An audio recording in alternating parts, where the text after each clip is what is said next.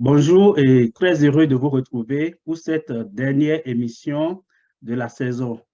La première partie de notre émission d'aujourd'hui sera consacrée à l'affaire des exécutions extrajudiciaires à Porto-Novo et les législatives de janvier 2023 au Bénin.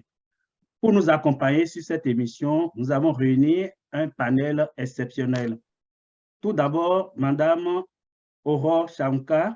Elle est activiste, membre des Amazones de la diaspora béninoise et chroniqueuse de la Sentinelle d'Aurore.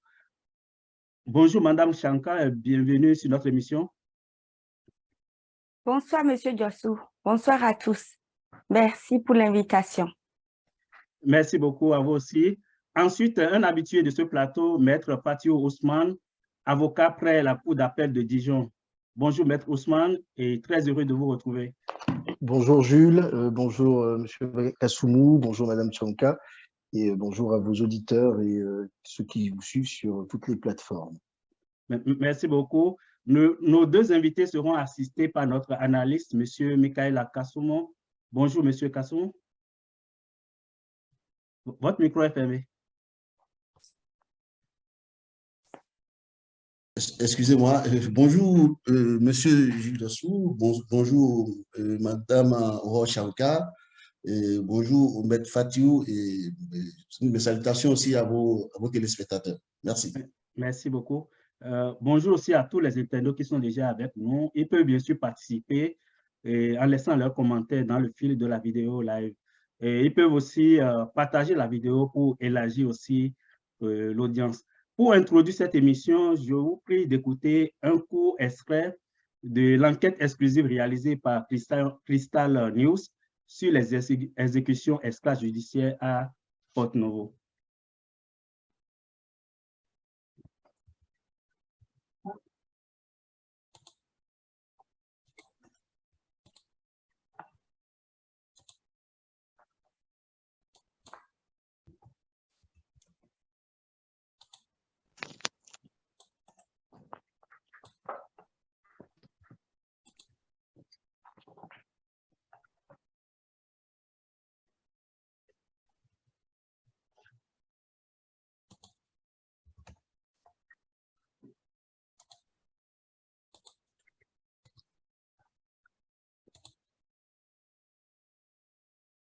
Je n'entends pas l'audio, c'est normal, Jules?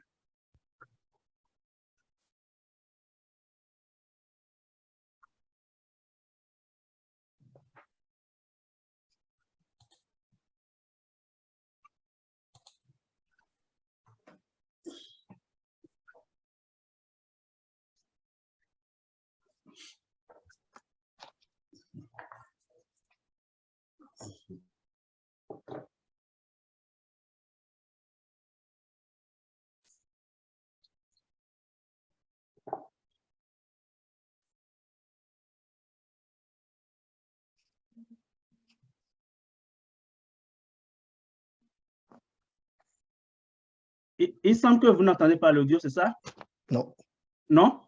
Non, on n'a rien entendu depuis le début. Ok, juste laissez-moi vérifier. Ok. Toutes mes excuses, juste que je vais relancer ça si on n'entend pas là. Comme l'audio a largement circulé, on peut embarquer directement. Je vais juste vérifier une deuxième fois si. Donc, il y a un petit souci technique là.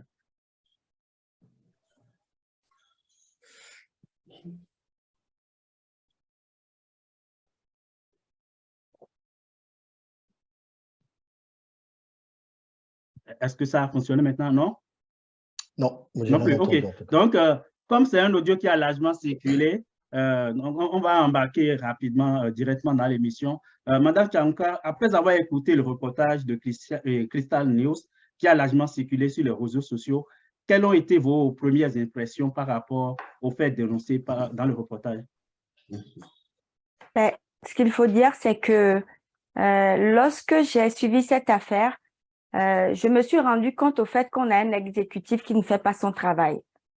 On a une police qui fait pas son travail. Et du coup, pour ce genre de situation, il a fallu que nous ayons un journaliste de la trempe de Monsieur à Rouen-Sey pour que nous soyons informés. Donc, pour moi, je peux vous dire que j'ai été un peu surprise, un peu choquée de découvrir que on a des citoyens qui se font tuer comme ça en toute impunité. Merci beaucoup. Sur la même question, Maître Ousmane, quelles ont été vos premières impressions lorsque cet élément a été partagé sur les réseaux sociaux? Vous parlez du reportage, ça a été une enquête de Cristal. la stupeur de voir que ce genre d'actes, s'ils sont avérés, se banalisent, se multiplient parce que la police républicaine n'est pas formée, parce que les moyens qui sont mis à sa disposition ne sont pas conséquents, et surtout parce que il y a de manière globale et générale dans le pays depuis quelques années l'idée que seule la fin justifierait les moyens et que, quels que soient les moyens empruntés, l'essentiel est de mettre hors d'état de nuire ceux qui peuvent être de nature à gêner. C'est ce qu'on fait avec les opposants politiques. Quand ils ne sont pas emprisonnés, ils sont contraints à l'exil. Quand on a acté le fait d'avoir fait tuer des citoyens pour des violences électorales et parce que simplement ils manifestaient pour que leur voix soit entendue et qu'on maquille cela par des faux rapports d'autopsie qui viennent dire qu'il y a eu des décès pour cause de paludisme. On ne peut pas demander derrière et exiger derrière à des forces de police dont on a supprimé l'idée même qu'elles soient républicaines parce qu'elles sont commandées pour neutraliser et non pas enquêter, interpeller et remettre à la justice. On ne peut pas exiger de ces jeunes forces de police qui fassent ce travail-là. Et je dis banaliser parce que c'est des choses qui sont déjà et qui ont déjà été relevées par la Commission béninoise des droits de l'homme déjà en 2021. Donc déjà en 2021, on regrettait au Bénin qu'il y ait des exactions et des exécutions sommaires et extrajudiciaires par des forces de police. Et je ne sache pas que ça a été pris en compte par les pouvoirs publics pour qu'il y ait une correction. Et ça ne m'a pas étonné, bien que surpris et désolé.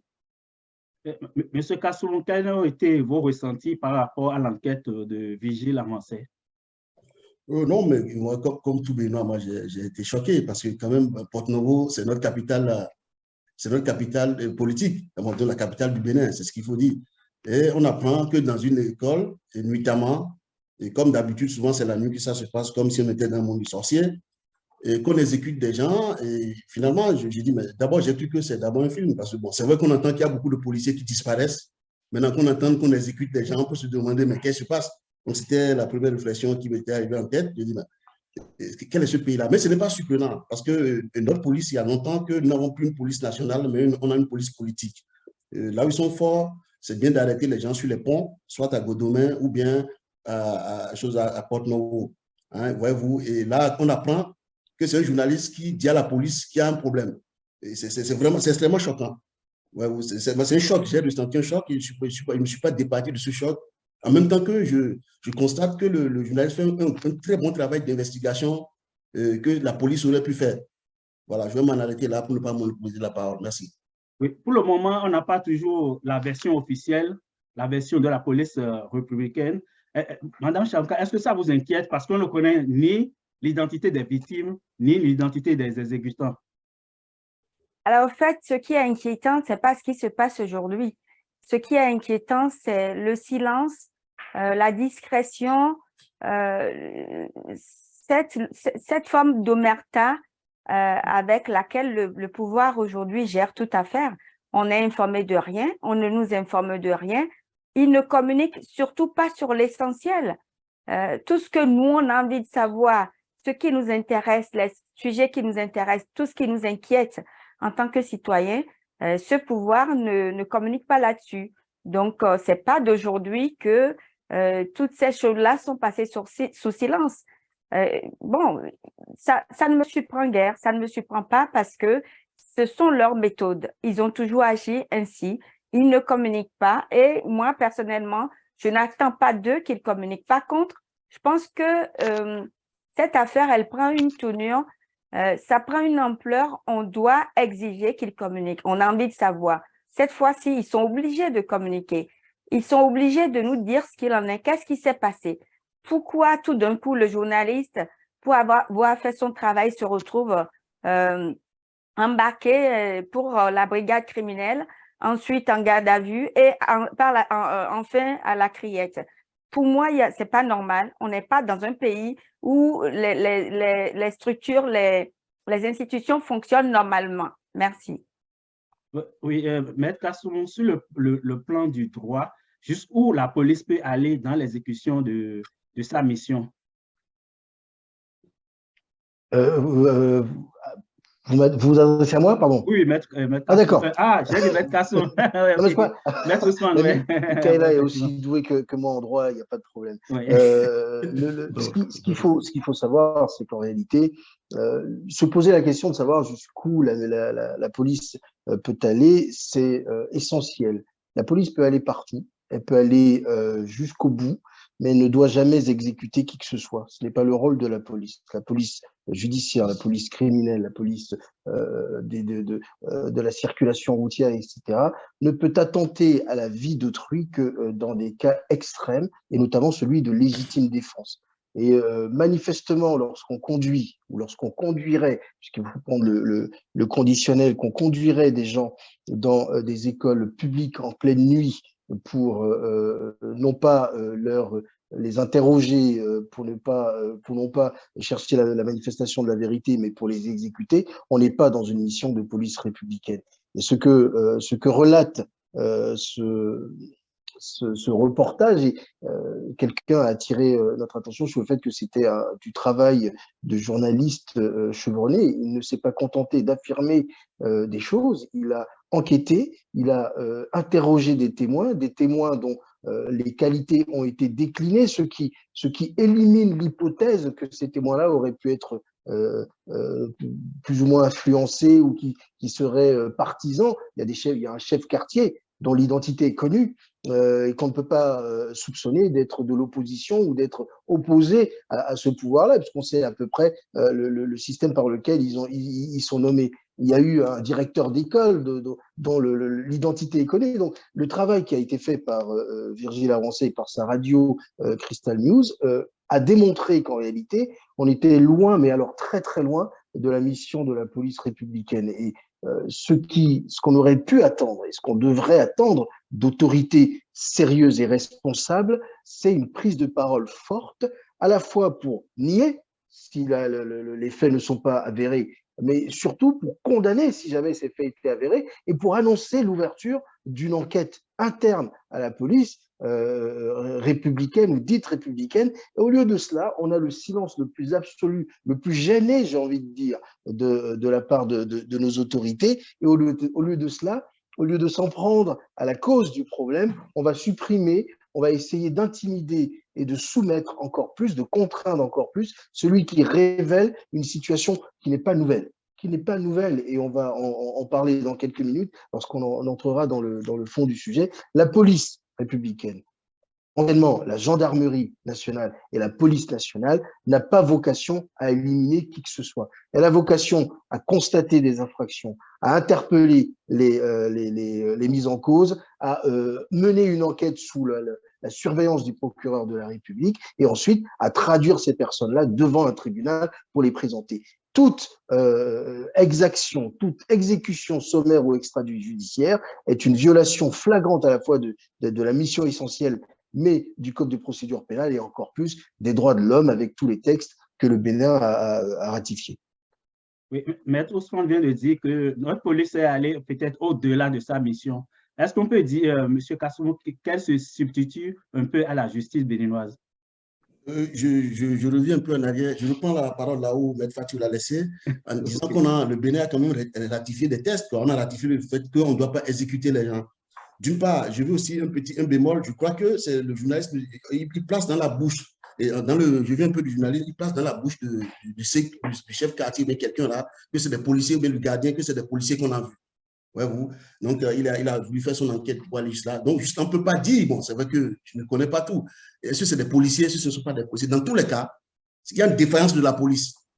Ouais, vous. Parce qu'on ne peut pas fusiller des gens en plein Porte-Novo, là, c'est un journaliste finalement qui révèle ça. Et comme le dit Bertrand aussi, il y a quand même il a donné suffisamment de détails. Mais ce n'est pas surprenant. Quand même le gardien dit, bien, dans le reportage, je ne sais pas qui dit que c'est la police, mais c'est vite arrivé parce que finalement, dans ce pays-là, nous n'avons plus de police nationale. Comme je le dis, nous avons une police politique et nous savons qu'ils sont très forts, qu'ils évitent les terroristes ils savent là où ils sont, ils les évitent, mais ils savent surtout les gens qui tiennent des propos qui ne vont pas dans le sens où ils veulent. C'est le cas notamment de cet éminent journaliste que je viens de connaître, je le connaissais il n'y a pas longtemps, hein, et qu'on appelle aujourd'hui le journaliste du peuple.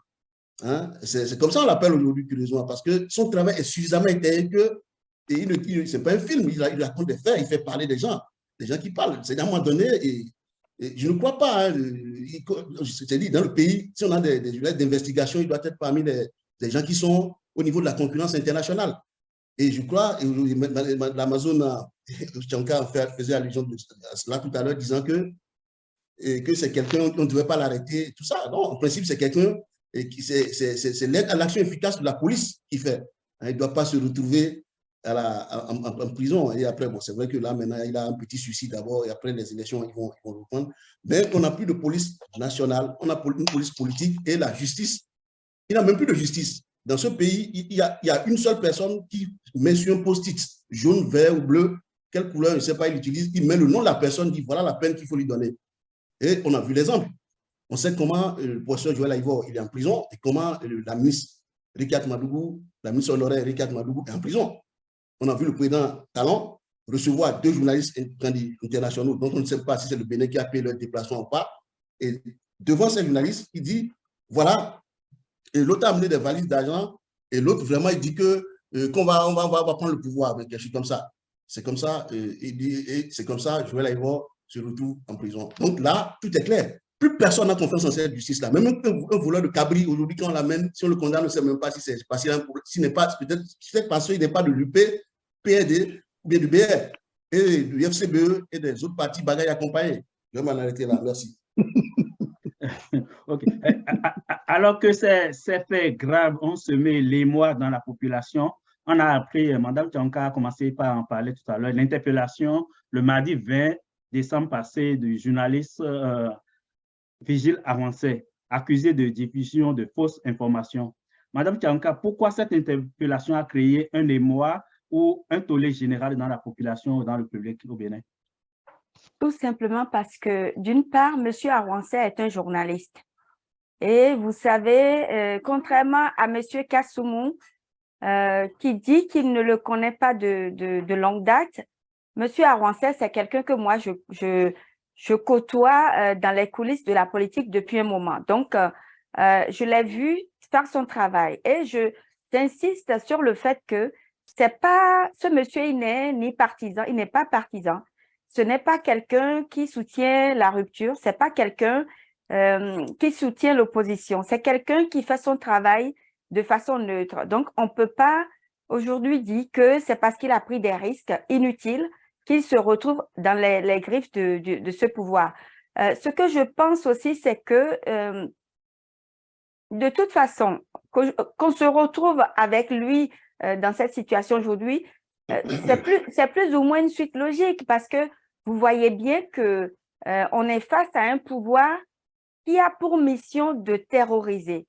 Au lieu parce que ces gens-là, ils ont été élus, leur premier mandat, en tout cas Patrice Talon, son premier mandat de 2016, le peuple lui a confié le pouvoir pour des missions données, mais lui, il débarque, il arrive et il décide de ne rien respecter. Il ne respecte aucune règle et par conséquent, on a un journaliste aujourd'hui parce que ce monsieur a fait correctement son travail d'investigation, d'information, il se retrouve plus ou moins dans les griffes de la justice et ça, c'est pas normal. Donc, c'est ça qui fait que une bonne partie des populations, nous, on n'est pas d'accord parce que ce monsieur, moi, je ne l'ai jamais vu prendre parti ni pour l'un ni pour l'autre. C'est quelqu'un qui travaille avec une certaine neutralité et M. Awansé est un professionnel de l'information. C'est quelqu'un qui maîtrise son travail. C'est un bon professionnel. Donc,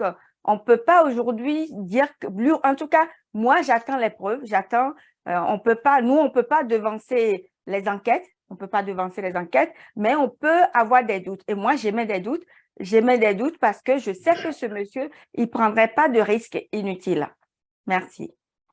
Il y a quelques mois, le journaliste Ignace Sosso a fait, je pense, 6 mois de prison pour avoir retranscrit exactement les propos du procureur général.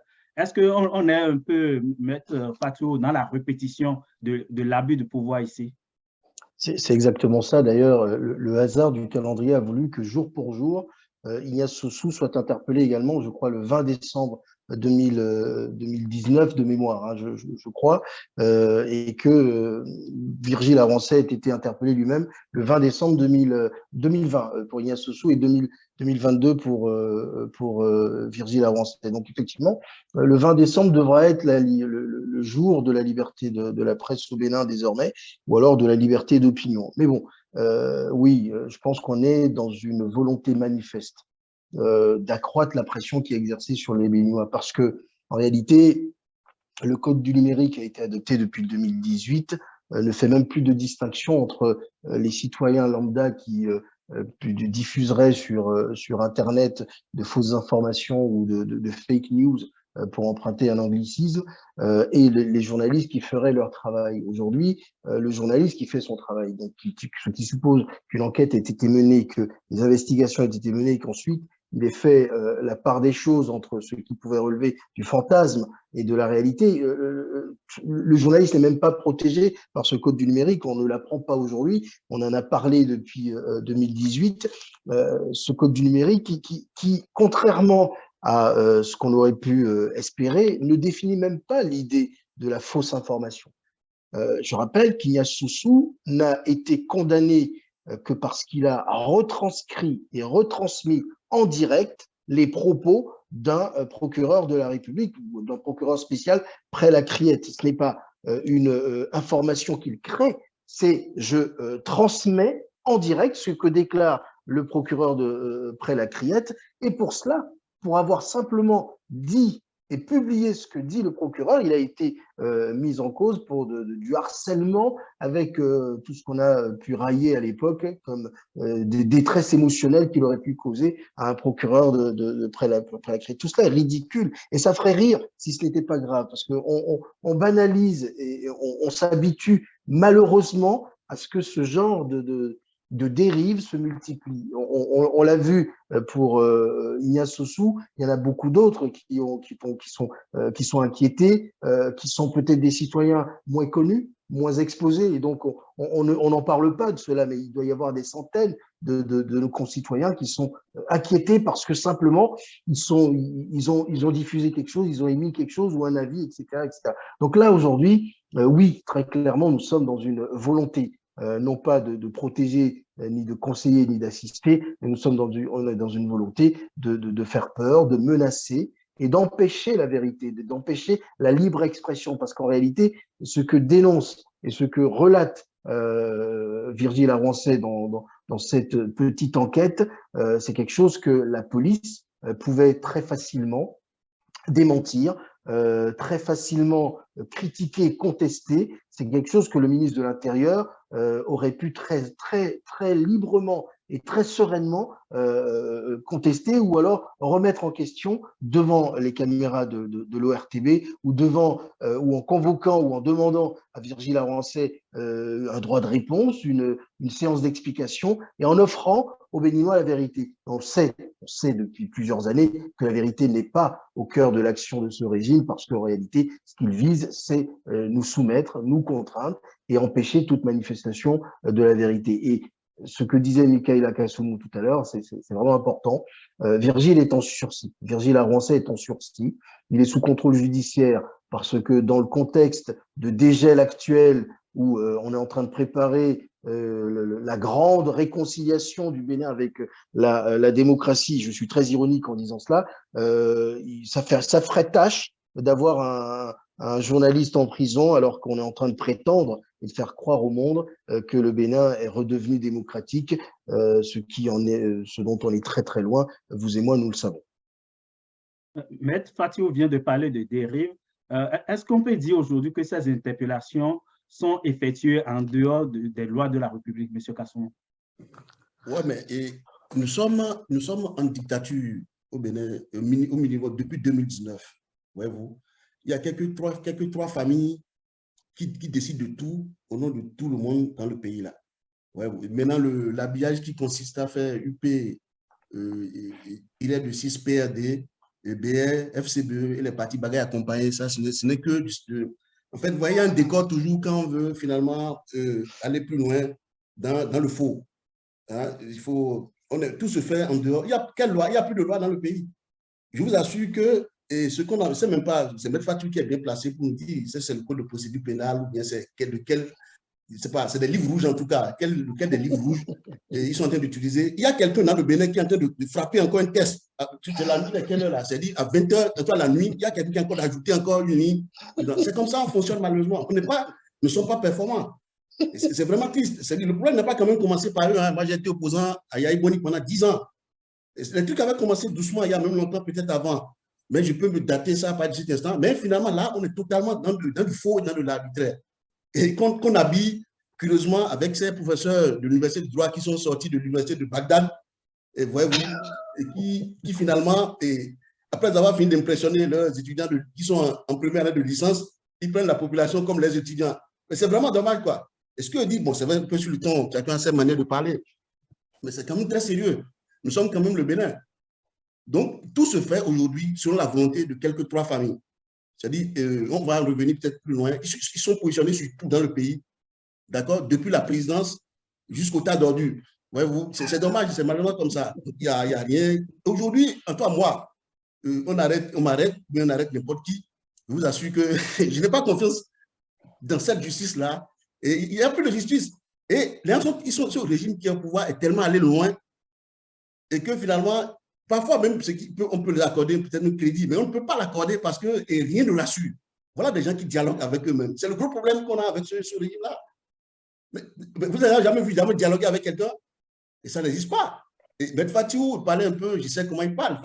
Monsieur Ben Fatiu, je le connais, je sais comment il parle. Sur le ton ironique, il précise que la compromission, il ne vit que de la compromission. Et bien comme ça, juste ça, les 4 ans qui vont suivre, on sera en complet. On n'en est pas encore sorti. Hein. On n'en est pas encore sorti. Il va falloir quand même que, de plus en plus, ceux qui veulent quand même continuer à travailler pour le pays le fassent bien. Et comme l'a fait ce journaliste-là, il y a 3 choses qui l'ont sauvé. D'abord, il y a la grande qualité de son reportage. Il y a les éléments de contexte dont M. Fatou en parlait tout à l'heure, c'est les élections, il est en suicide, donc bientôt, il ne faut pas qu'on l'arrête. Parce que ces gens, ils se permettent tout. Hein. Des gens qui ont pris un ancien ministre de la Justice, parce qu'il est venu avec des valises d'argent qu'ils n'ont pas vu. Des gens qui ont pris le professeur Joël Aïgor parce qu'on a vu juste un discours quelque part pour dire oui, il y a quelqu'un qui écrit bien comme Joël, c'est quelqu'un qui lui ressemble, on le met en prison. Mais je ne minimise pas la personnalité de ce journaliste. Vous voyez comment je lui donne des qualificatifs, hein, des superlatifs. Mais qui a visé la ONC pour eux?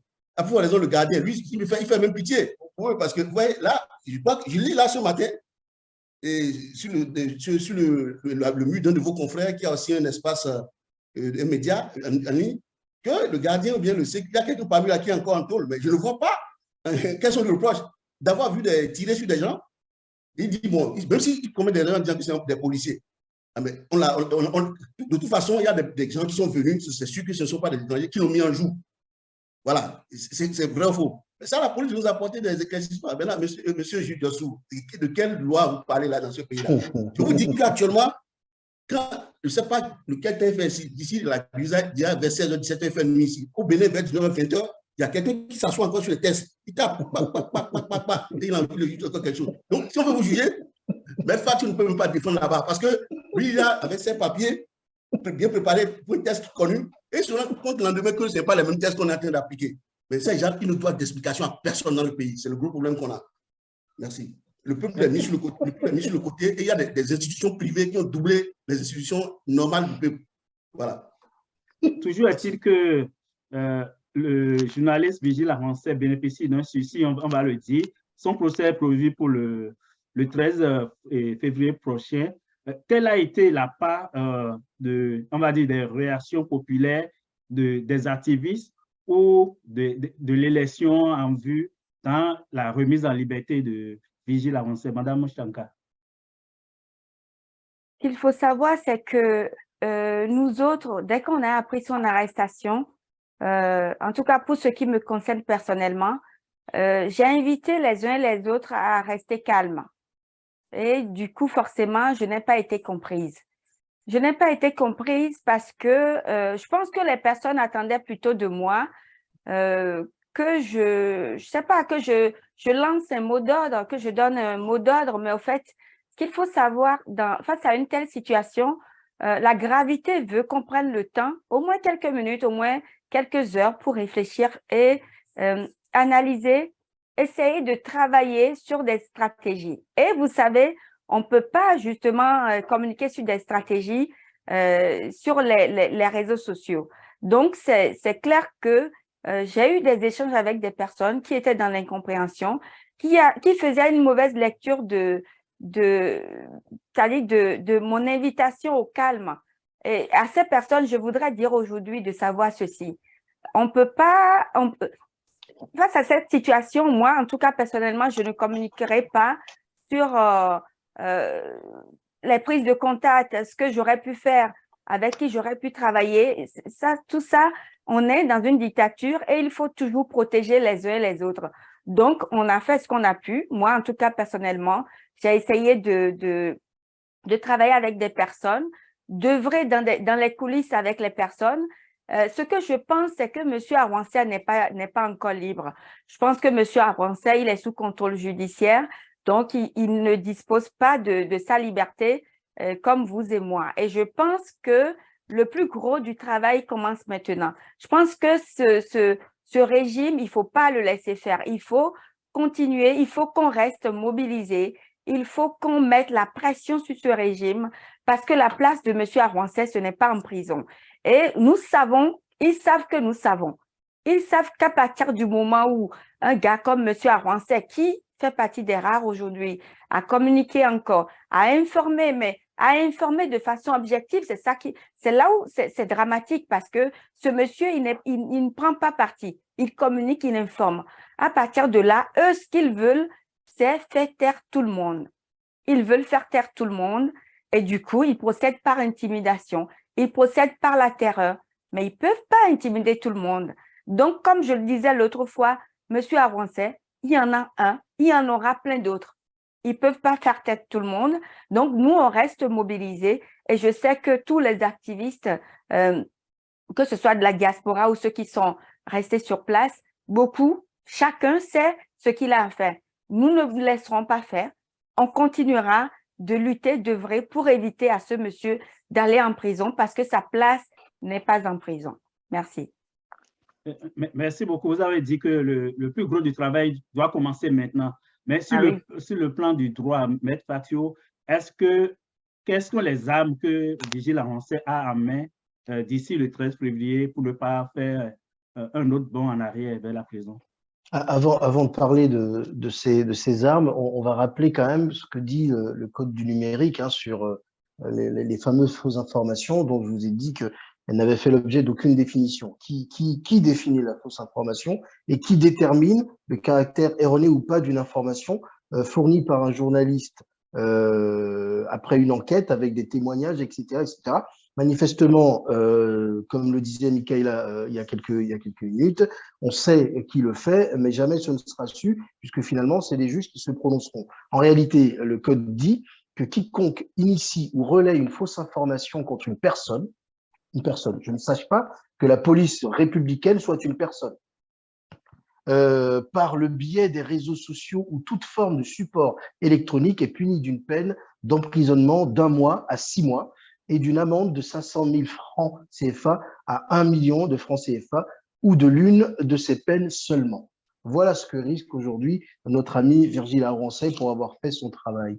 Donc effectivement, quels sont les moyens dont dispose Virgile Awansa pour se sortir de cette situation? Eh bien, son professionnalisme d'abord, qui a consisté à avoir fait une enquête, à avoir étayé son enquête par des témoignages, et aussi, en deuxième lieu, l'existence et la réalité qui est connue de tous, que ces exactions ne sont pas nouvelles, elles ne sont pas récentes. On ne découvre pas dans notre pays que la police républicaine procède de la sorte. Et c'est pour ça que je me suis permis, et si vous me donnez quelques secondes, Jules, Bien sûr, je vais vous vous pouvez lire continuer. voilà, le rapport de la Commission béninoise des droits de l'homme, rapport qui est de 2021, qui a été présenté en décembre 2021 à nos amis députés de l'Assemblée nationale, et on se souvient tous de leur réaction un peu outrée pour certains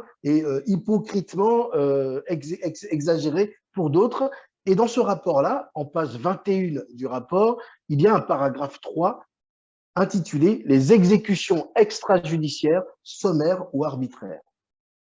Sur deux pages, la Commission béninoise des droits de l'homme relevait en 2020 et en 2021 que la police républicaine s'était vu reprocher des exactions et des exécutions extrajudiciaires. Et je vais vous lire les 3 cas qui ont été soulignés par la Commission avant d'en revenir aux instructions ou aux recommandations de la Commission. La Commission relevait que le 29 juillet 2021, elle avait émis un avis dans lequel un certain monsieur DA, c'est les initiales, aurait reçu des éléments de la police républicaine à son domicile autour de 22 heures dans l'arrondissement de Togba, commune de Abomey-Calavi, où il a été criblé de balles et a rendu l'âme sur le champ. La commission a adressé un courrier au directeur de la police républicaine le 10 mars 2020, courrier resté sans réponse à ce jour.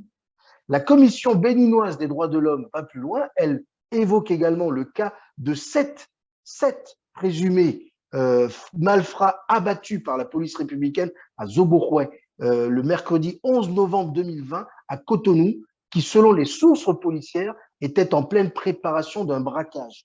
Donc, la police, pour empêcher la commission d'un braquage, tue. C'était en 2020. Et les sources policières de la police, les sources policières disent à la Commission béninoise des droits de l'homme que les prétendus ou les présumés malfrats étaient en pleine préparation d'un braquage. Le fait de préparer un braquage, c'est une infraction. On aurait pu se contenter juste de les interpeller et non pas de les tuer. Le fait de vouloir préparer un braquage, c'est une association de malfaiteurs. L'infraction existe dans notre code pénal. On aurait pu se contenter. Non, la police au Bénin tue. Et elle se justifie en disant qu'ils étaient en préparation d'un braquage.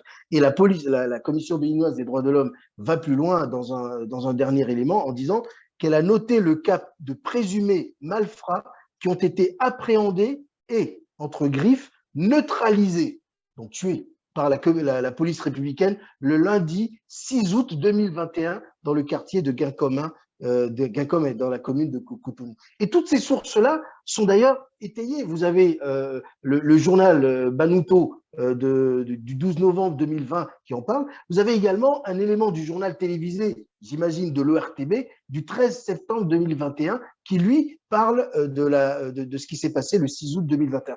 Donc, le fait que la police républicaine ou dite républicaine tue des concitoyens ou tue des présumés malfrats, comment derrière peut-on dire qu'ils sont malfrats dès lors qu'on n'a même pas pu les identifier et ensuite les traduire devant un tribunal? Donc, ce sont, avant d'être des malfrats, des citoyens qui sont tués par la police républicaine. Donc, le deuxième argument dont dispose Virgile Arroncet dans sa défense, c'est de dire que ce qu'il a relaté, non pas dénoncé, ce qu'il a relaté dans son enquête de novembre 2021, ce sont des faits qui sont connus de tous, qui sont non seulement connus des Béninois, mais qui sont également connus des forces de l'ordre elles-mêmes et des pouvoirs publics qui n'ont rien fait depuis 2020-2021 pour empêcher ce genre de situation, puisque la Commission béninoise des droits de l'homme, dans ses recommandations au gouvernement et au pouvoir public, rappelle qu'il est capital que les forces de police soient formées, sensibilisées sur le fait que leur rôle n'est pas de neutraliser ou de tuer même des prétendus ou des présumés malfrats, c'est de les interpeller, de les traduire devant le tribunal. Et surtout, la commission rappelle l'importance pour le pouvoir public, mais également pour les Béninois, d'avoir une commission d'enquête indépendante. Est-ce que vous avez entendu parler d'une commission d'enquête indépendante depuis 2020, depuis 2019, depuis 2016 dans ce pays? On fait des dialogues politiques entre soi et ensuite ça devient une révision de la Constitution. Vous n'aurez jamais la vérité. Et Virgile Arancet a pour lui une vérité qui est aujourd'hui objective. Ce n'est pas que lui qui le dit, c'est aussi la Commission béninoise des droits de l'homme. Et enfin, j'imagine que Virgile Arancet, en bon professionnel, a préparé son dossier avec tous les éléments de preuve qui permettront à ses avocats, devant la criette, devant la cour criminelle des infractions économiques et de terrorisme, de se défendre. Voilà où nous en sommes aujourd'hui dans un pays où les délits d'opinion, la liberté est criminalisée. Monsieur Kassoum, vous pouvez réagir aux éléments précédents, mais je profite pour vous poser une question aussi. Est-ce que vous êtes d'avis avec certains béninois qui disent qu'avec ces exécutions extrajudiciaires, tout le monde est en insécurité au Bénin? Merci, monsieur Gassou. Je disais tout à l'heure que c'est dans notre pays, on a connu Kérékou, on a connu Yahi, pour nous citer Soglo et tout ça. On prend deux candidats aux élections et qui finalement n'ont rien fait jusqu'à là où je suis assis là. Personne n'a démontré les preuves pourquoi on les a arrêtés. Mais ce n'est pas le citoyen de Wari Maro ou bien de Surulere et qui serait quand même tranquille. Tout le monde est en insécurité dans le pays. Et ça, même nous-mêmes, nous sommes en insécurité. Tout le monde est en insécurité. On n'a pas besoin maintenant, en tant que Béninois, d'être dans le Bénin, statut national ou dans la diaspora. Même la diaspora n'est même pas en sécurité avec des gens comme ça. Parce que M. Fatou, pour revenir, j'ai répondu comme ça à votre question. M. Fatou parlait tout à l'heure de neutralisation. Il a dit 2 fois. Mais c'est la méthode d'un pouvoir dictatorial. C'est-à-dire quand finalement, avant que des choses... En fait, c'est le refus de dialogue qui amène ça. Ou bien finalement, quand on veut mettre les tests de côté, on se dit, neutralisons les gens. Et c'est ainsi que la ministre Kat Madougou a été neutralisée, le professeur Joël Evo a été neutralisé avec la complicité de ses collègues universitaires. Et finalement, de neutralisation en neutralisation, tout le monde sera neutralisé. Donc ça, c'était une parenthèse. Maintenant, par rapport mais à la mobilisation du peuple. Le peuple ne restera pas silencieux parce qu'il y a quelque chose qui commence à bouger un peu. Je ne sais pas si c'est à la faveur de la participation de GRIF des démocrates aux élections humaines, des élections législatives, qui amène cette faveur-là. Je n'ai pas vu, en tout cas, moi je suis dans la diaspora, comme vous le savez, autant de mobilisation pour une cause depuis les mercredis rouges. Pour monsieur Virgile Arancet. Parce que les gens ont finalement compris que c'est la même méthode qui est toujours à l'œuvre. C'est vrai que là, 3 éléments de contexte, un élément de contexte, plus les 2 autres éléments que j'ai cités, notamment la qualité de son travail, d'accord, et la mobilisation, ont dû sauver quelque chose. Et si je fais recours à Mercredi Rouge, je suis même très bien placé pour le dire parce que tout le monde sait que je suis un très bon Mercredi Rouge. Monsieur Jules Jossou, vous avez vu qu'on a combattu Yahi et tout le temps dans ce pays. Je peux m'accorder ce crédit-là. Hein, que ce soit dans le visuel, dans l'écrit, dans tout ça, je l'ai fait. Donc, si nous sommes en désaccord sérieux avec nos amis qui sont là aujourd'hui, c'est que finalement, ils ont vendu le pays aux puissances d'argent. Et s'en est suivi maintenant ce que nous appelons, nous le constatons comme crime, violation des droits de l'homme et tout. Je vais m'en arrêter là. Pardon, je vais saluer, je profite pour saluer le leadership de l'Amazon qu'on a sur le plateau et d'autres personnes et par rapport dans cette mobilisation, tout au moins ce que j'en sais dans la diaspora. Voyez-vous, quand la situation s'est plante comme ça, ben là, il y a eu un réseau qui s'est enclenché où on a informé les gens, voilà, il y a telle situation, qu'est-ce que vous en dites? Et je salue aussi le leadership dans la communauté diasporique des États-Unis, le communicant Souleymane Harouna, hein, entre autres, M. Fatiou, et qui est tout là quand même pour nous éclairer de ces lumières sur les questions de droit, parce que constamment, on est obligé de faire recours au spécial du droit pour nous dire, mais est-ce que c'est nous qui avons tort, nous qui sommes, ou bien il y a un problème. Mais finalement, on se rend compte là, dans l'exposé limpide que fait M. Fatiou Ousmane, est bien documenté, parce qu'il est très bon dans le factuel, avec ce qu'il cite là, et qu'il y a quand même problème dans le pays. Et le gros problème qu'on a d'abord dans ce pays-là, d'abord, c'est le fait d'avoir doublé les institutions, comme je l'ai dit tout à l'heure. La Cour constitutionnelle n'est pas ce qu'on voit là. L'Assemblée, ce n'est pas, c'est que d'abord eux, c'est le Parlement du sang. Mais il n'y a que, comme je le dis, quelques personnes qui décident et ils ont droit de vie et de mort sur tout le monde, à tel point que personne n'est en sécurité dans le pays. Et c'est vraiment dommage. Merci. On va faire un dernier tour de table rapide, 30 secondes, sur cette question des exécutions extrajudiciaires, en commençant par Mme Chamka. Un tour de table, c'est-à-dire, vous voulez que je me prononce sur quoi concrètement? Non, si vous avez un élément que vous voulez ajouter à tout ce qui a été déjà dit par rapport à ce sujet-là, avant qu'on ne passe au deuxième sujet de notre panel. D'accord. Ce que je pense, c'est que, je l'ai dit tout à l'heure, nous devons rester mobilisés. Je pense que M. Arouanseh n'a pas sa place en prison. Ça, c'est très clair dans ma tête. Je pense aussi que, à force de terroriser, à force de mettre en prison toutes les personnes qui osent s'indigner ou qui osent aller contre, aujourd'hui, on a une population qui est totalement apeurée. Une population qui n'ose même plus bouger le petit pouce. Donc, ça, c'est un problème. Ce que je voudrais inviter l'exécutif à faire, c'est d'arrêter. D'arrêter parce que ils peuvent pas terroriser tout le monde. Il faut qu'ils arrêtent. Moi, je les invite sérieusement à revoir, c'est-à-dire à revoir leur copie. La façon dont ils gèrent le pays aujourd'hui n'est pas du tout la bonne façon de faire les choses.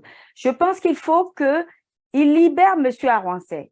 Cette histoire, ce n'est pas à M. Arouanseh de rendre compte, c'est à la police républicaine de mener ses enquêtes, de bien les mener, de nous rendre compte. Et nous, on a envie de savoir la vérité. On veut savoir ce qui s'est passé. On veut savoir s'il y a eu réellement des exécutions sommaires dans l'école primaire de Dowa. On veut savoir, on veut être informé, on veut savoir la vérité. Moi, ce que j'attends dans cette histoire, je n'attends que la vérité. Et comme je l'ai dit tout à l'heure, j'ai des doutes que M. Arouanseh ait lui-même tout seul créé cette histoire, inventé ça juste pour pouvoir faire le buzz.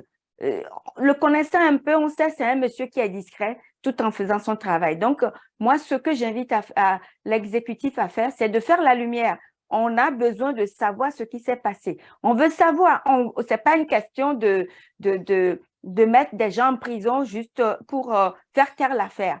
Pourquoi le gardien de l'école primaire de Dowa, pourquoi il est en prison aujourd'hui? Pourquoi l'a-t-on déposé à Misrete? On veut savoir pourquoi. Parce que s'il ne communique pas, si on ne sait pas, le monsieur, il est peut-être en train de faire de la prison de façon préventive, mais pourquoi on n'a pas, parce que du coup, l'affaire, elle est rendue publique.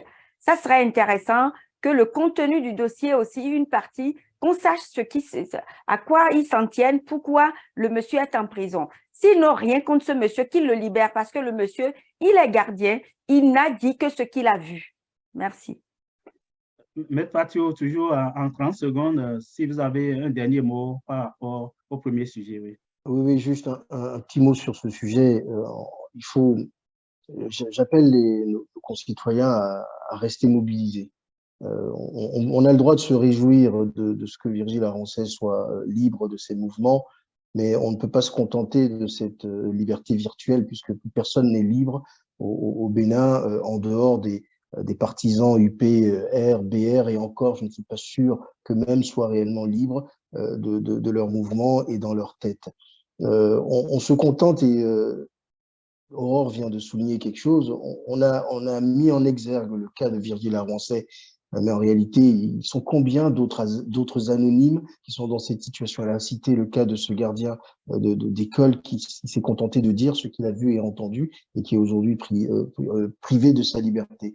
On est dans un pays où les gens ne sont pas libres et il faut qu'on conserve cette faculté que nous avons tous à rester, à nous indigner face à cette situation, à ne pas l'accepter, parce que ce qu'ils tendent à faire, ce qu'ils veulent faire de nous, c'est des êtres soumis qui n'ont plus la capacité de réfléchir par eux-mêmes et de s'indigner de ce qu'ils subissent. Donc, maintenons la pression. Ne nous laissons pas aller, ne nous laissons pas faire, ne nous laissons pas tromper ni abuser par ce qui va se passer dans quelques jours, c'est-à-dire un scrutin électoral qui sera tout sauf démocratique le 8 janvier 2023. Tout cela ne nous intéresse pas. Ce qui compte en réalité, c'est de retrouver la démocratie, c'est de retrouver nos libertés et de retrouver notre pays. Donc, continuons d'être mobilisés là-dessus. Monsieur Kassomo, aussi, un dernier mot par rapport à la situation de Oui, vigilance. merci beaucoup. Donc, effectivement, il faudrait que la mobilisation continue parce que ce qui compte aujourd'hui, ce n'est pas seulement participer aux élections, on a libéré sous convocation telle personne. C'est plus loin que cela. En fait, il y a un refus de dialogue qui finira par s'imposer. Parce que ce n'est pas possible que ça continue comme ça. Maintenant, par rapport à la police, je crois quand même que notre police quand même, doit quand même se départir de ce qui se passe là.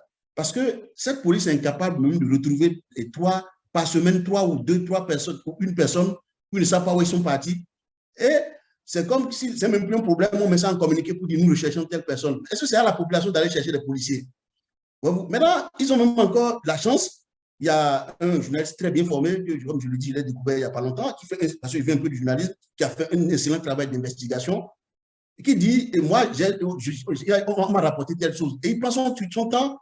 Et n'oubliez pas, ces gens-là viennent quand même de Soleil FM, qui les ont aidés là, et on va le chercher maintenant pour dire qu'il a le problème, qui n'est pas le problème, il est la solution. D'une part, c'est de quand même lui demander, bon, donne-nous encore tes éléments qu'on a là, qu'on puisse chercher réellement qui sont ceux-là. Il peut y avoir des brebis galeuses dans la police. Vrai ou faux, c'est possible. Et ça peut ne pas être des policiers, mais ça fait un point d'argument contre argument. Sortez-nous les arguments qu'il faut. Mais nous sommes en face des gens qui ne savent rien sortir comme argument. Et vraiment, c'est bien dommage. Et cette police doit quand même se recentrer par rapport à ce pouvoir-là. La justice n'a pas pu. La justice a perdu pied par rapport à ce pouvoir-là. Parce qu'ils vous diront, quand le système va tomber, que oui, non, c'est parce qu'on m'avait dit de faire ça comme ça que je l'ai fait. Je ne crois pas que ça va passer cette fois-ci. Mais cette police-là aussi doit se départir de cela. Parce qu'aucun militaire dans le Bénin là, ne peut aller là où ce régime civil est en train d'aller. On ne les dénie pas d'avoir pris normalement le pouvoir en 2016. Mais ce qu'ils font là, je ne crois pas qu'un militaire puisse aller aussi loin. Voilà, je vais m'en arrêter là. Merci. Pour le reste des sujets qu'on avait prévus, on va vraiment les survoler parce qu'on n'aura plus assez de temps pour aller dans les détails, mais on va quand même les aborder rapidement. Nous sommes à environ 2 semaines, un peu moins de 2 semaines des législatives prévues pour le 8 janvier prochain. Donc, pour la première fois depuis 2016, on a un parti d'opposition, les démocrates, qui est en lice pour cette élection. Madame Tchaounka, sommes-nous à la veille d'un retour aux normes démocratiques selon vous? Non, je pense que cette question que vous me posez, je ne suis pas la bonne personne pour pouvoir vous répondre de façon pas objective, justement, parce que je vais être très objective avec vous. Ce qu'il faut savoir, c'est que moi, je suis activiste. Je suis engagée aux côtés du peuple. Donc, à partir du moment où le peuple décide de quelque chose, ou lorsque je comprends que mon avis, mes convictions sont contraires à la volonté du peuple, je m'adapte. Vous avez dû voir, moi, je suis partie plutôt pour un boycott. Aujourd'hui, nous sommes à quelques semaines des élections. J'ai dû revoir ma copie.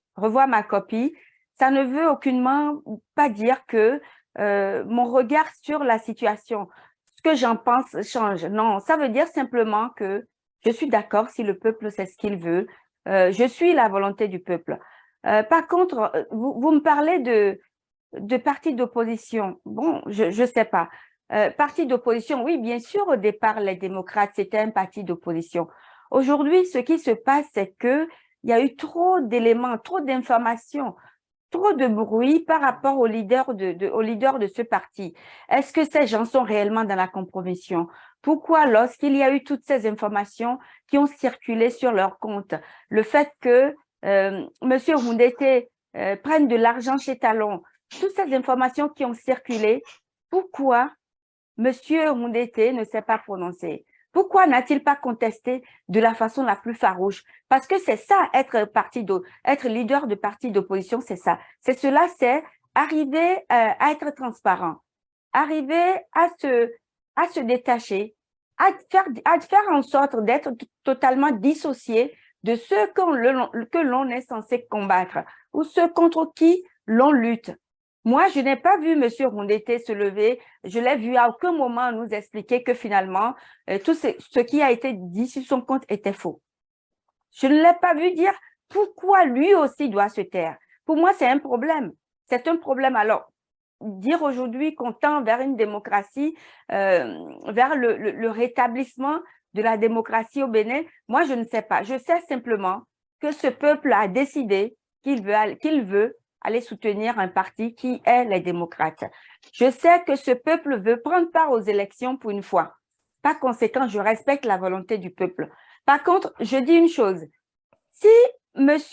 Houndete, en tout cas si les leaders du parti Les Démocrates sont réellement dans une certaine compromission avec l'exécutif, avec la mouvance, c'est un problème parce que ce qui va se passer, c'est qu'on va tous, c'est-à-dire que c'est une forme de leurre. C'est une forme de leurre parce que à un moment donné, la compromission fera que le peuple n'obtiendra rien. Il y aura un contrat. S'il y a déjà eu un contrat, le contrat se poursuivra. Et ce qu'il faut savoir, c'est que lorsque vous avez en face de vous un dictateur et que vous allez dans la compromission avec ce dictateur, lorsque vous avez un contrat avec ce dictateur, il faut savoir que c'est rare que ce contrat il soit bilatéral. Le contrat, il va être unilatéral. Ça veut dire que c'est lui qui décide. Il a décidé des clauses de ce contrat. Tout ce qui est là-dedans, c'est lui qui décide, il vous l'impose.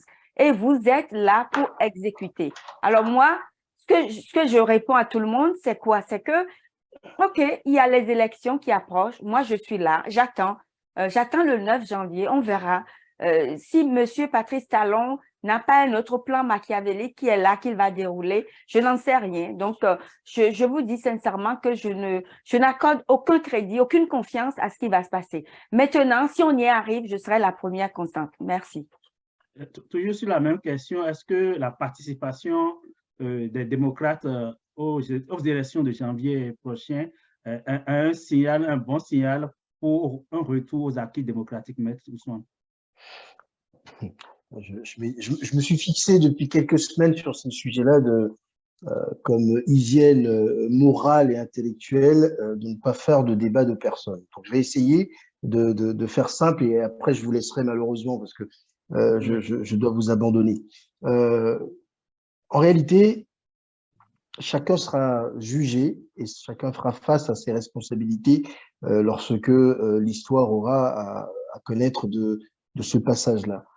J'entends, comme Aurore Chaouka, la volonté des Béninois de renouer avec cette période où ils s'exprimaient et qu'ils donnaient leur opinion et votaient dans un sens ou dans un autre.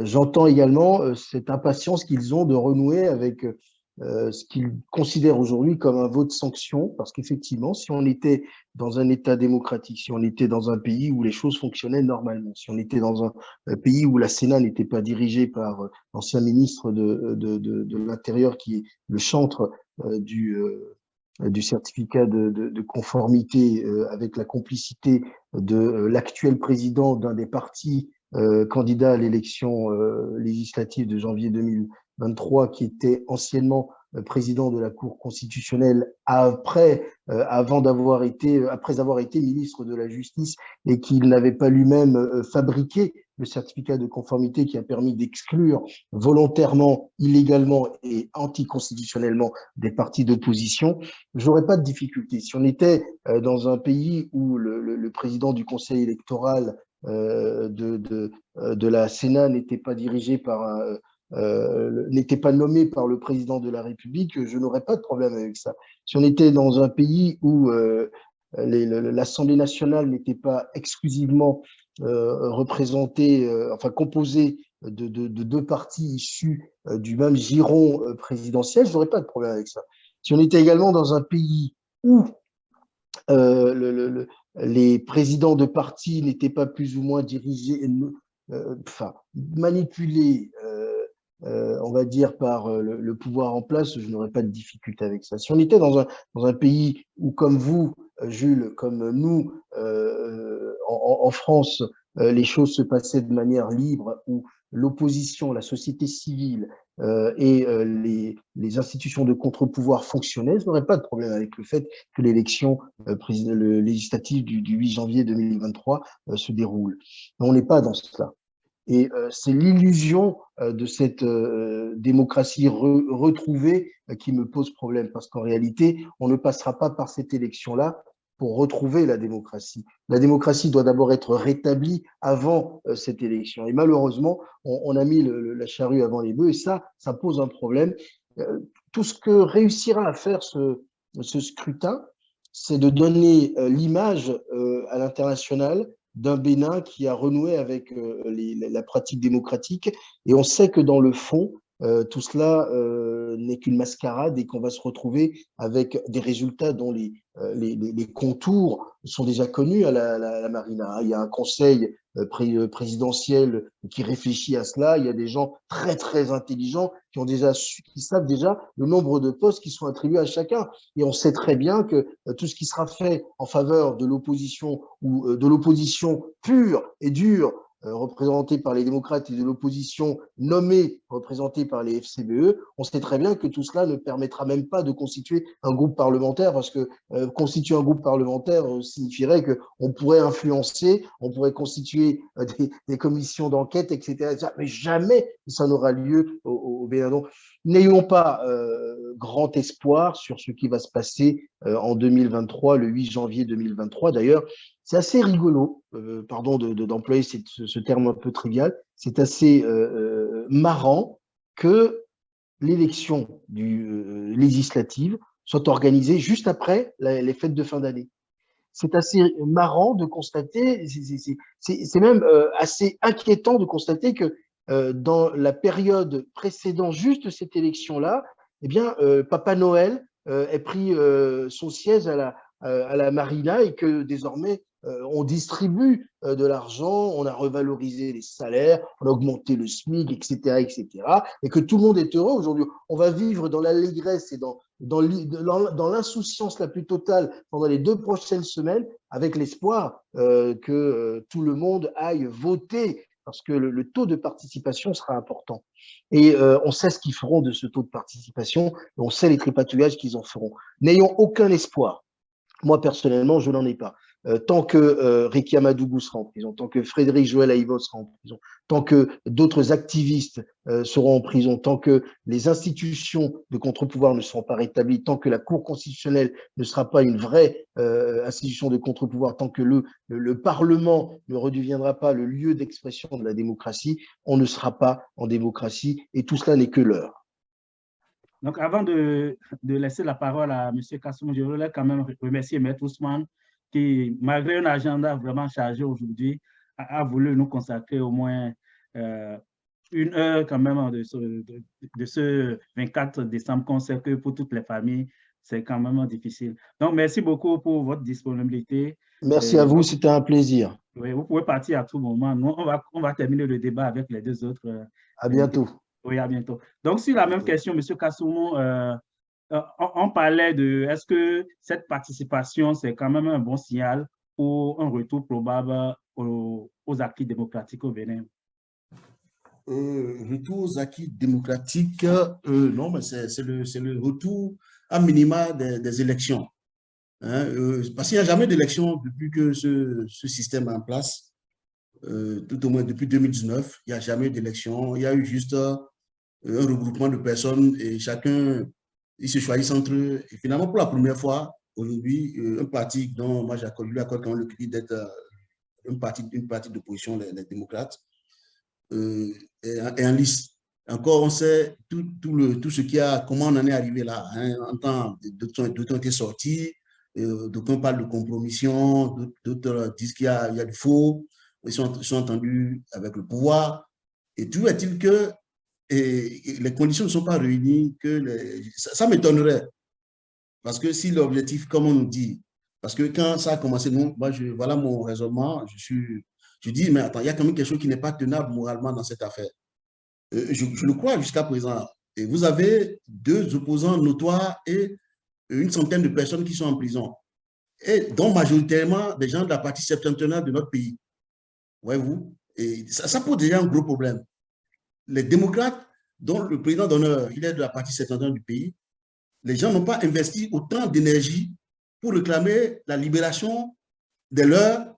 Oui, je le dis et je l'assume, je commence à l'assumer parce que finalement, le truc, ça commence finalement à devenir flagrant. J'ai l'impression que c'est la base maintenant, la base même sur laquelle s'appuie ce régime-là quand même pour tenir le pays.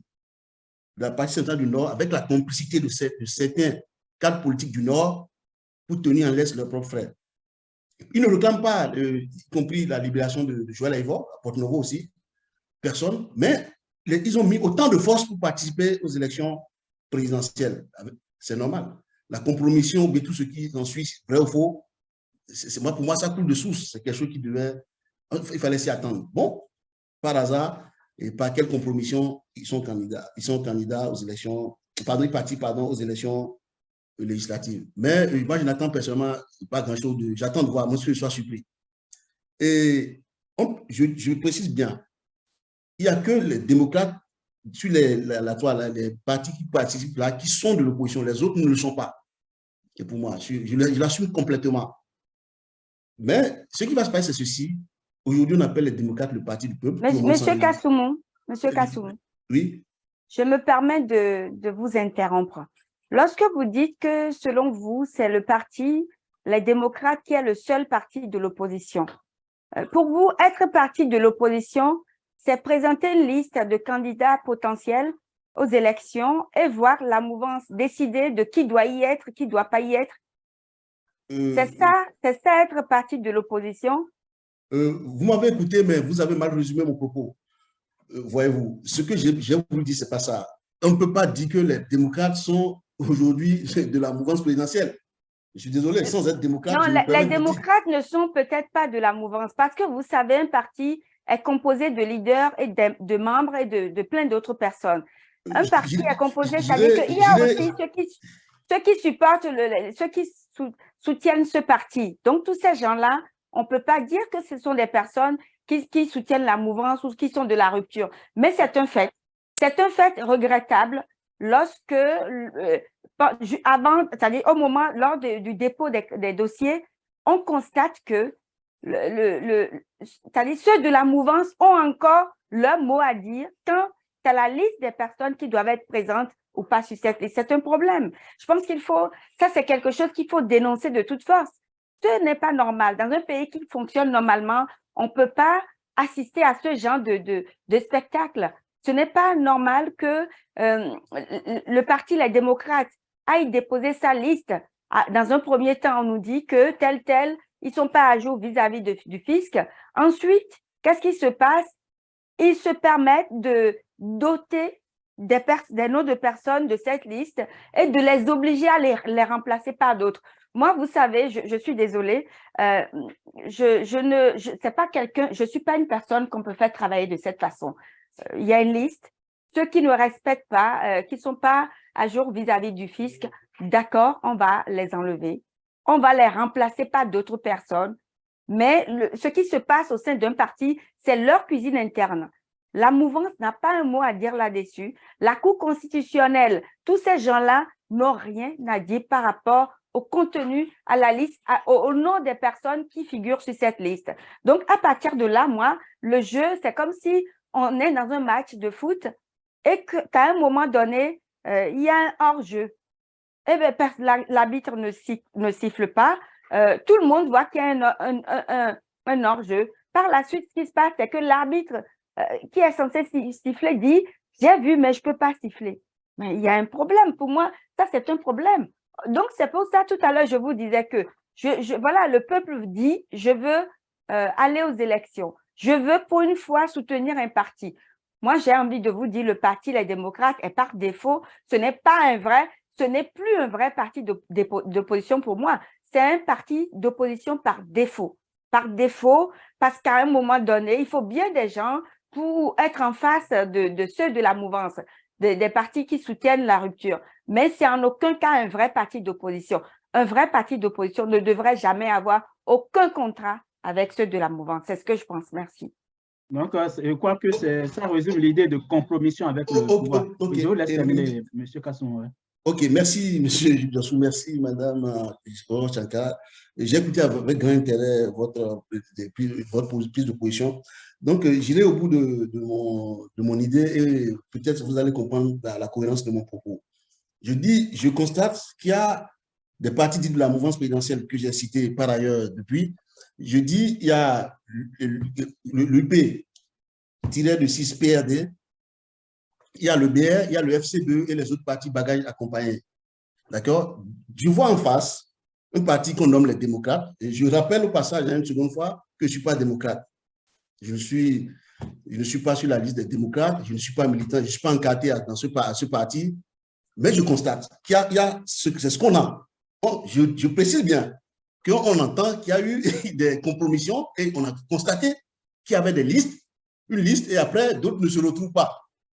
Hein? Il y a des amis, hein, des amis qui ne sont pas forcément qui ne sont pas des démocrates, mais des amis qu'on connaît dans la vie. Juste à 20h, j'étais sur la liste la veille. Mais finalement, quand on m'appelle après, je ne suis pas sur la liste. Moi, je suis ici, on ne peut pas les vérifier, mais je continue de croire quand même que ce parti, je lui accorde le crédit d'être un parti de l'opposition. Donc, c'est là où vous m'avez coupé. Oui, mais monsieur Kassoumou. Là, on ne va pas finir, s'il vous plaît. Laissez-moi finir mon idée. Monsieur Kassoumou, le crédit qu'on accorde un politique. Oui, je vous en prie.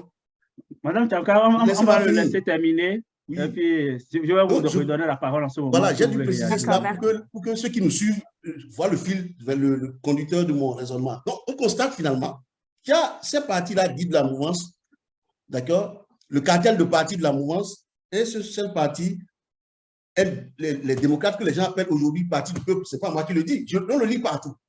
Si nous faisons de l'activisme, si nous faisons tout, c'est que c'est pour le peuple que nous travaillons. Et moi, je suis là en qualité d'analyste.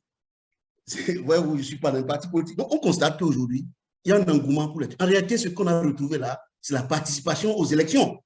En fait, je ne crois pas que les gens s'arrêtent aujourd'hui pour chercher encore à tout s'attacher sur la liste. Mais, malheureusement, ce qui va se passer, et ça n'y a pas plus loin que cet engouement-là. Pourquoi? Parce que les populations vont sortir, comme le dit M. Fatou avant de partir, le taux de participation sera conséquent. Mais ceux-là, si tout se déroulait normalement, je ne vais pas revenir sur tout ce que Fatou a cité, la Sénat, la Cour constitutionnelle, n'étaient pas aux mains du cartel de parti de la mouvance présidentielle. Dans les urnes, ce parti, quoi qu'en soit ce qu'ils ont présenté comme liste, mais bat à plat couture et ce parti présidentiel-là, parce qu'ils sont allés très loin. Et les élections, si tout se déroule normalement, prennent la valeur de oui ou non pour le régime autoritaire de talent. C'est ce que je constate. Ils vont gagner dans les urnes si tout se passait normalement. Mais là où ils ne vont plus gagner, c'est chez eux. Hein? Quand je dis chez eux, c'est ils ne vont plus gagner chez les partis de la mouvance présidentielle que sont chez eux. Je veux parler de la Cour constitutionnelle, de la Sénat, de la Cour constitutionnelle. C'est là où tout se fait. Mais ces gens-là, on a vu, on n'a pas voté dans des coins où on a des députés qui sont restés pendant 4 ans. Donc, je ne peux pas accorder de crédit à de telles personnes. Voyez-vous, donc les démocrates, c'est bien beau s'il y a du parti ou pas bien de compromission, mais on constate quand même que si les choses se déroulaient normalement et que tout au moins c'est une commission et la Sénat était constituée des partis de l'opposition où on contrôlait tout normalement, la Cour constitutionnelle aussi de même, il n'y a pas de raison qu'ils ne battent pas ce régime-là. Parce que tout le monde sait, c'est tout ce que nous reprochons là, ce n'est pas de gaieté de cœur, c'est pas la joie, comme on le dit vulgairement. Donc voilà, c'était le sens de mon propos. Hein, il y a compromission, certes, d'accord, mais aujourd'hui, on constate que les gens sont contents d'aller aux élections et ils vont sortir, ils vont voter, ça c'est sûr. Encore que dans des parties du pays, sur la partie septentrionale, les gens ont transformé l'emprisonnement des leurs, on peut le dire, je l'assume, comme une cause régionale. Je ne le dis pas pour la première fois, ça fait la 3e fois que je le dis, je l'ai écrit même. Ils disent, bon voilà, c'est du culot. Vous arrêtez nos gars, nos parents, et vous venez encore demander nos suffrages. Finalement, même si les populations sont bêtes jusqu'à ce point, ils sont en train de poser 2 questions aux gens du septentrion qui sont dans le gouvernement. Voilà, c'est ce que je peux poser comme analyse, monsieur. Donc, je reviens à Mme Tchaouka, voilà, qui voulait réagir. Votre micro est fermé. OK, vous pouvez réagir maintenant. Alors, en fait, ce que j'essayais de dire à M. Kassoumou, c'est que pour moi, le parti Les Démocrates est un parti d'opposition par défaut. Ça ne saurait être autrement. C'est un parti d'opposition par défaut. C'est parce que l'exécutif nous a habitués à nous priver de ce droit d'avoir des partis, de vrais partis d'opposition pour représenter l'autre partie du peuple qui n'est pas pour la mouvance.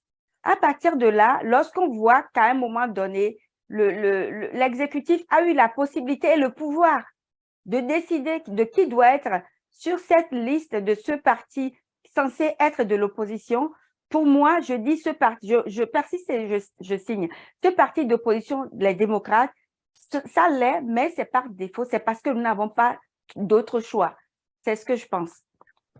Merci beaucoup. Nous sommes pratiquement à la fin de cette émission, mais je vais quand même vous donner la parole rapidement sur les deux derniers aspects qu'on devrait aborder.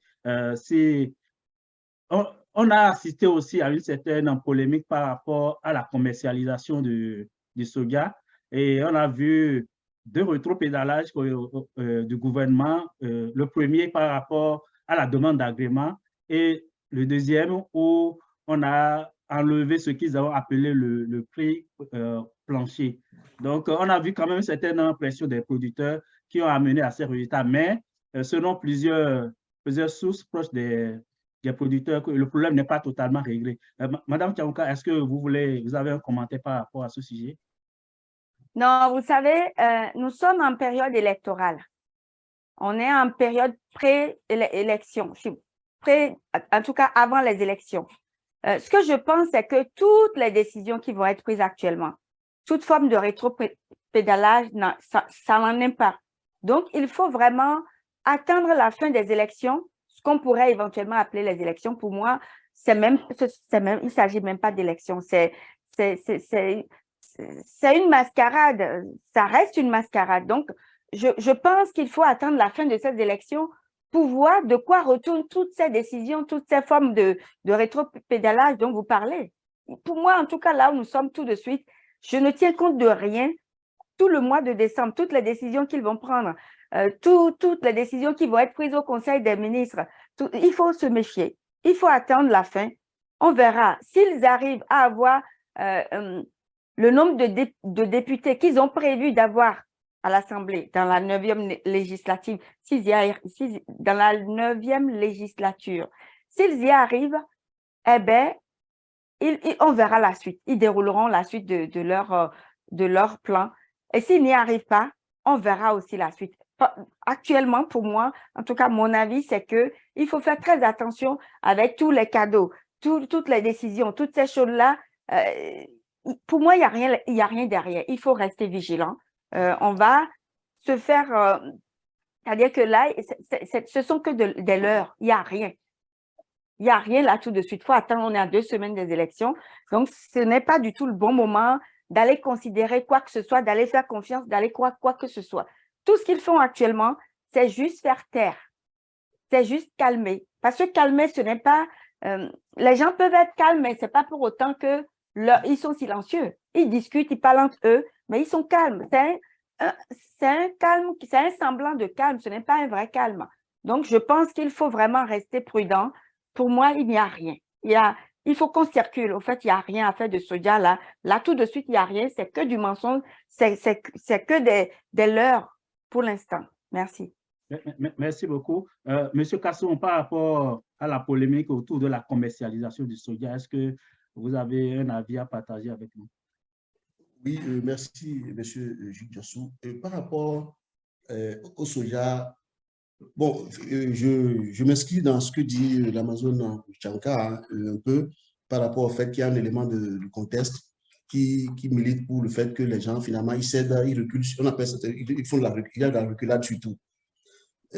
Parce que parmi ces gens, aujourd'hui, nous sommes à un moment donné, à certains, si on leur demande même de donner leur femme, ils vont donner leur femme. Et c'est après les élections qu'ils vont chercher à récupérer ça de force. Malheureusement, c'est comme ça, parce qu'on sait, parmi eux, ils sont présidents de la République le lendemain. Après, quand on leur dit d'aller être délégué de quartier, ils le prennent encore.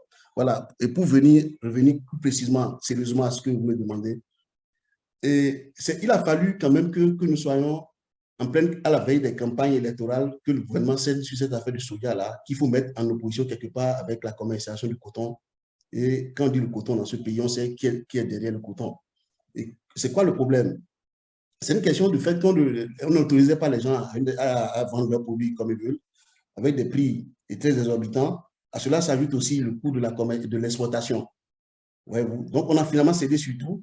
Mais le problème n'est pas sur tout, mais sur 2 points, mais pas sur le coût de l'exploitation. Je crois que et sauf erreur de ma part, hein, l'exportation du soja là encore à 130 francs et le coton à 30 francs. Je ne sais pas si vous connaissez. La redevance à l'exportation sur le soja est à 130 et sur le coton, c'est à 10 francs. Oui. Ah, moi, je pensais même 30. Vous voyez les cas, ça veut tout dire. Et si nous connaissons qui vend, qui on appelle responsable, le roi du coton, encore que. Et on comprend maintenant comment on devient roi. Tout le monde aurait eu ces chances-là. Tout le monde fonctionnerait comme ça, qui serait devenu roi. Ce n'est pas une méthode d'action qui date d'avant-hier. Donc, qu'est-ce qui se passe? En réalité, ce gouvernement est celui qui décide. Je vous dis que ce n'est pas plus de 2 personnes ou 3, quelques 3 familles. C'est des gens qui ont un mode de réflexion très simple et une logique d'action basique. Voyez-vous, ils décident rapidement là comme ça et ils sont capables d'adapter leurs actions aux circonstances. C'est ce qui arrive là.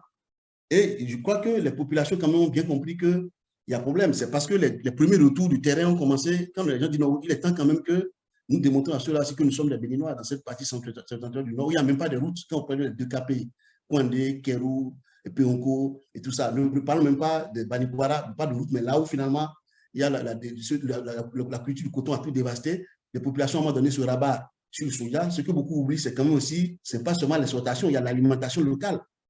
Hein? Ça, on appelle ça là-bas plus ou moins vif. Ce n'est pas pour dénigrer les gens. Moi-même, j'en mange. C'est le fromage, on fait le fromage des pauvres avec le soja. Je ne sais pas si nos compatriotes du Sud connaissent ça. Bon, toi, du temps, moi, j'ai quitté le Bénin pour n'aller que juste pour les vacances, faire aller-retour. Je n'avais pas vu ça au Sud. Donc, il y a aussi le fromage du soja. Donc, c'est vous dire ce que les gens doivent manger et leur permettre de vendre le surplus. On taxe ça, on empêche cela, et parce qu'on veut encourager de façon détournée. Il faut le dire, c'est ce que les paysans ont compris. Il y a des audios qui circulent en Batonou, en Dendi, en Yom, en tout du Septentrion, hein, et en Ago et tout, disant que voilà, ces gens-là, ils veulent nous tuer parce que nous, il a fallu que les élections arrivent avant que les gens ne comprennent qu'on ne produise pas le soja ni le coton sur les goudrons de Cotonou ou bien de Ouida. Voyez-vous. Donc, voilà ce que moi je peux dire. Et ce truc-là, éminemment, les retours pédales sont éminemment politiques liés au contexte. Mais d'ici à là, ils vont encore revenir à la charge parce que, comme je le dis, ils sont politiques. En fait, on a 2 problèmes. Les populations ont 2 problèmes. Nous, les Béninois, qui ne sont pas du système, on a 2 problèmes avec ce gouvernement-là, ce système-là, ce régime. Le premier problème, c'est un problème politique, mais on a encore un problème économique. Vous avez à la fois des gens qui vous dominent politiquement et vous dominent économiquement parce qu'ils sont positionnés sur tout ce qui rapporte de l'argent dans le pays et tout ce qui peut créer, qui peut permettre à tout un chacun d'avoir son bien-être par lui-même. Alors que même l'assistanat que les autres font ailleurs, dans les systèmes où nous sommes, ou pas l'assistanat, mais au moins une solidarité où tout le monde cotise, c'est-à-dire ça ne profite pas au bas peuple qui produit du coton. Je ne suis pas sûr qu'ils aient des assurances dans ce qu'ils font et ça n'a pas changé. Donc, il ne faut pas se limiter à ce petit monde-là. Je les respecte, hein, les fonctionnaires, qui font quand même très bon boulot malgré tout, et pensant que ce n'est pas un effet de ruissellement et ça va dans la population. Donc, c'est ce que je peux dire. Et il va falloir quand même que les populations restent vigilantes. Et je crois que dans les unes, ils vont quand même démontrer aux gens qu'ils ont compris comment fonctionne finalement ce régime-là. Ça va durer un temps, mais malheureusement, la sortie, le vote massif, et tout ça ne va pas changer. Ça ne changera pas grand-chose parce que le système est verrouillé à la présidence de la République. C'est là où tout se décide malheureusement. Le peuple est disjoncté et il y a des institutions qui ont supplanté le peuple. Merci beaucoup. Merci beaucoup. Un dernier point pour terminer cette émission. Le sommet Afrique-USA vient de se terminer aux États-Unis. On a vu la photo de famille et on a vu l'absence remarquée de Patrice Talon. Et les gens, beaucoup de Béninois ont sous-entendu que le Bénin n'a pas été, il n'a pas reçu l'accueil qu'il attendait à Washington. Est-ce que vous avez eu la même impression, Madame Tchaouka? Je pense que de toute façon, depuis que Patrice Talon a commencé par dérouler son plan machiavélique à la tête de ce pays, à partir de là, beaucoup ont compris qu'il faut mettre la pression, à commencer par tout ce qui est diplomatie, relations.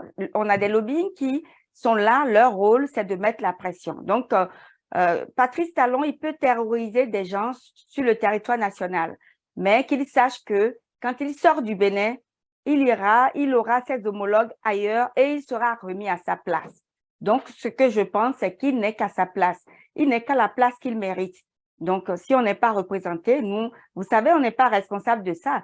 C'est sa responsabilité. Et c'est autant de décisions successives que ce monsieur a prises qui l'ont conduit aujourd'hui à être plus ou moins banni de la scène internationale. Donc, moi, il n'y a rien qui me surprend là-dedans. Le contraire m'aurait surprise. Merci. Toujours sur la même question, M. Kassoumou, l'absence remarquée de Patrice Talon dans la photo de famille, est-ce que c'est pour lui dire on attend beaucoup plus de vous par rapport au redressement du pays sur le plan démocratique? Non, mais la personne privée de Talon, moi, je n'ai rien à faire avec ça. Et que Talon soit plein dans une photo qui ne soit pas.